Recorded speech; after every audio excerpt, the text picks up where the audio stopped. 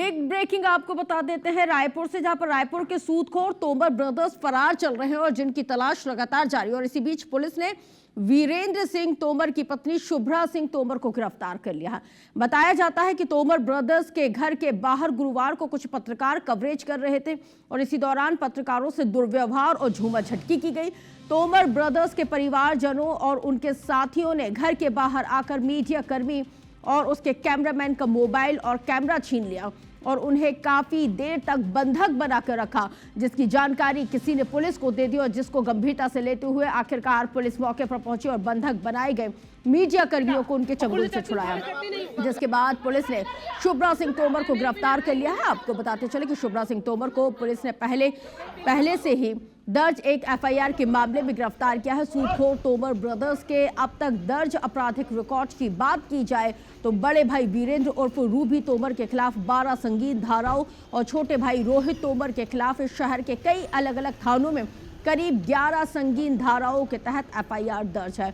तोमर बंधुओं का अपराध का आपको ये बता दें कि अंडा ठेला से शुरू हुआ था और जिसके बाद उनके अपराधों की जो लिस्ट है वो लगातार बढ़ती चली। हेलो मैडम, दोबारा घर हो जाए नहीं हो, ये प्राइवेसी खत्म नहीं करने का और पुलिस जाती हूँ थाने करती नहीं हूँ।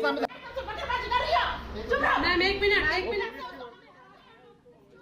वीरेंद्र तोमर घर के आसपास गए थे, इनके द्वारा रिपोर्टिंग की जा रही थी। इसी दौरान कुछ बदसलूकी की गई और साथ ही साथ इनका कैमरा और मोबाइल छीन लिया गया था, जिस पर से इन्होंने पुलिस को सूचना दी। पुलिस तुरंत वहाँ पहुँची और मामले की गंभीरता को देखते हुए प्रभंजन सिंह और संगीता सिंह को हिरासत में लेकर भी थाने लाया गया है। फिलहाल प्रार्थियों से पूछताछ की जा रही है।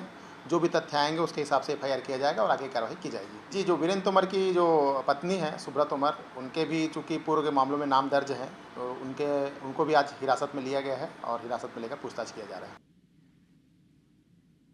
रिपोर्टिंग के दौरान कुछ लोगों के द्वारा आकर उनके साथ में मारपीट की गई, उनका कैमरा और आईडी वगैरह को छीना गया। थाना पुरानी बस्ती की टीम तत्काल स्पॉट पर पहुंची और स्पॉट पर से संगीता सिंह और प्रभंजन सिंह, ये दो लोग जो इस घटना में शामिल थे, उनको हिरासत में लिया गया है और जल्द ही इसमें आगे की विधि के अनुसार जो भी कार्रवाई बनती है वो की जाएगी।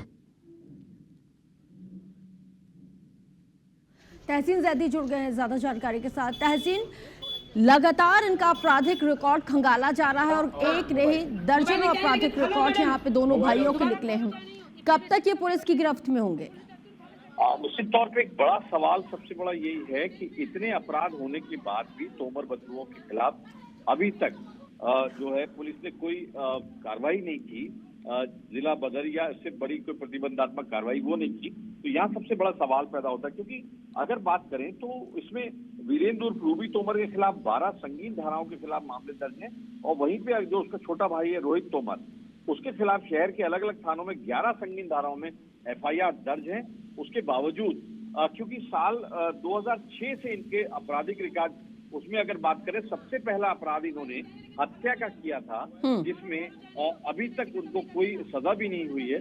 उसके बाद ये इनका साम्राज्य जो है, क्योंकि ये अंडा ठेला लगाते थे ये लोग अपनी माँ के साथ में, और उसके बाद से इन्होंने जो इस काले जो कह सकते कारोबार में उतरे हैं, उसके बाद इनका जो साम्राज्य जो बना वो सब काली कमाई से और जो ब्याज को लेके जो पैसे को लेके जो विवाद करना और जो कम पैसे के बदले में डबल पैसा लेना, वहां से ये इनका ये सारी कमाई हुई है।